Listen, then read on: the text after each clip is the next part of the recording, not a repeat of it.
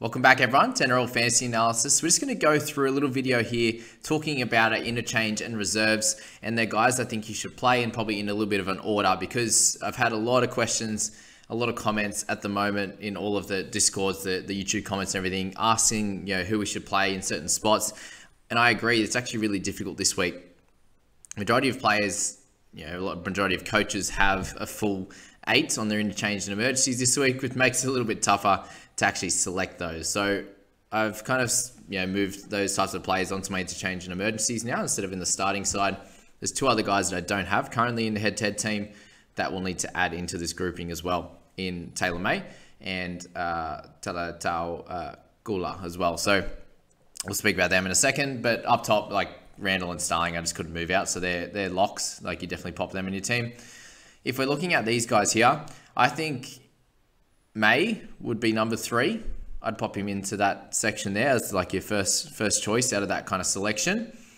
I just think that against the Dogs, he has the opportunity to score a try or 2 and get anywhere above that 40 to 50 mark, whereas all these other guys are probably a little bit more consistent around the 30 to 45. So, May is probably a little bit, the most upside and would be a better option there. I think Brodie Jones would be next. So we're looking to get a few more minutes out of him this week, and that 30 was pretty well like a floor for him. So I think we'll be able to get a few more points out of him. Somewhere around the 35 to 45 mark would be good, and a decent price rise as well. So I think Brodie Jones is pretty safe on that left edge for the Knights, and I'll be selecting him next. In terms of the other guys here, we have Schneider, but he's up against the Storm, right? And yes, he scored well. He's got a 44 average across the first 3 games, but coming up against them, we saw what happened to Penasini last week with the 9 points, for example, and that's on that same side as what Penasini's on, is what Schneider's on there. And that 34 was a bit of a low game for him. How badly are they going to get beaten? Are they going to put up a fight? Is it going to be closer? And if it is closer, I think that he could do fairly well. He's up against Munster and Justin Olam as well, Kenny Bromwich, who are all pretty well damaging ball runners. So he could miss a few tackles. Maybe he's nullified a fair bit in his running game. Will he kick many goals? So I'm probably expecting a score somewhere around the 25 to 40 for him. So if you think that that's good enough, then you could play him in that spot. But I'm not exactly sure either this week. I think Tuolangi comes in next. If he's starting and they play, when do the Tigers play? So they're pretty late in the week. It's hard. It's probably better for him. It gives him a little bit more rest time. But it's a little bit of a worry if you're looking to play someone else first. And when you've got Knights playing up front, you've got Leo Thompson, who's a potential option as well. So I suppose the thing you could do with Tui is if you had him there, and you could pop him in the 4 spot. And if he doesn't play, then you could get your 5th reserve. So, I think if Tui's starting, he's a great option. It's a little bit of a risk because he could get moved back to the bench. But I think, if he's okay to go, I think he should start because he's been one of their best players, when he's actually been on the park. So I'd suggest him over Thompson, but you could have Thompson maybe in the 5 jersey, or you could go Kula, for example. I think anywhere in this bottom 4, you'd probably rather go like the second rower, who has a potential to play big minutes and score big points. And then you've got the likes of Thompson, Kula, Ilias, and also Walters. I probably put Walters last just because he had that position last week and he didn't go so well. They come up against the Roosters, which could be a tougher game, but he could also come out and get that really good score like he got in the first round. So I think he's probably down there a little bit in the rankings. Ilias comes up against the Dragons, who didn't do so well last week. He's starting to play a bit better. So I think he has the opportunity to score somewhere between 30 and 45 as well.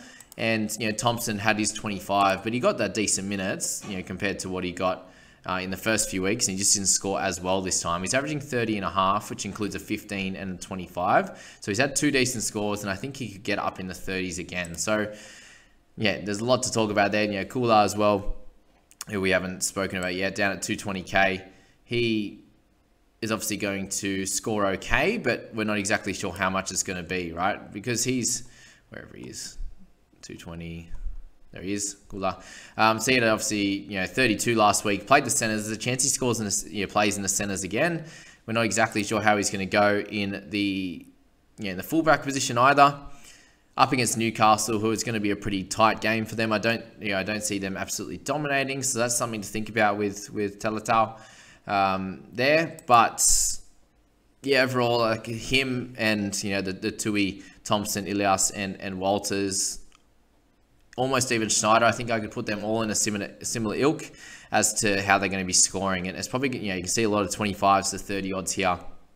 I can see that from a bunch of these guys this week as well, and you could get lucky, and I suppose that's the biggest part at the moment. It's just if you're getting lucky with those picks or not, then go with it from there. But if you're looking to get a Cleary in, then maybe you're bringing in Kula, and you can do you're moving one of these guys into the starting side anyway, and it makes your decisions a little bit less difficult, if that makes sense. But that's kind of the general thoughts I wanted to have on the interchange and emergency.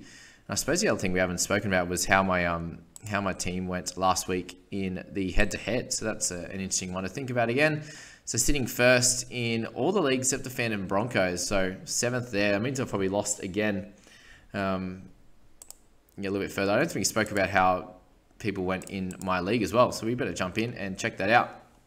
I spoke about the top 10 coaches overall, but didn't speak about my competition. So we got Liam D up top with a 959, the 1,001 last week from Joe, and a 1,005 from Joshy. Let's have a check out of those teams.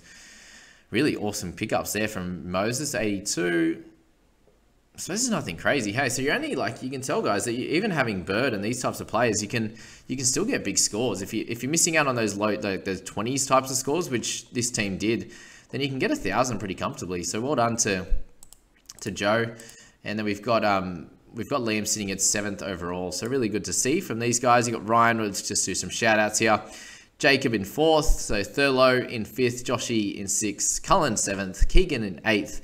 Harry K and Blake S in 9th and 10th. And then a little scroll to the top 20. So well done to all you guys. Where's my head-to-head team? Is sitting 42nd. Where was I? Where am I in this one? What are the rankings here? Oh, 118. I'm way down at the moment. Oh well, that's cool. But yeah, remember guys, we got the prizes up for grabs. You get to meet me. So if you're Liam, Joe, or Ryan, let me know where you guys are from, and it could be heading out to the NZ over the next bunch of rounds. By the end of the season. But that's that. In that video, guys, let me know your thoughts around potential picks on your bench.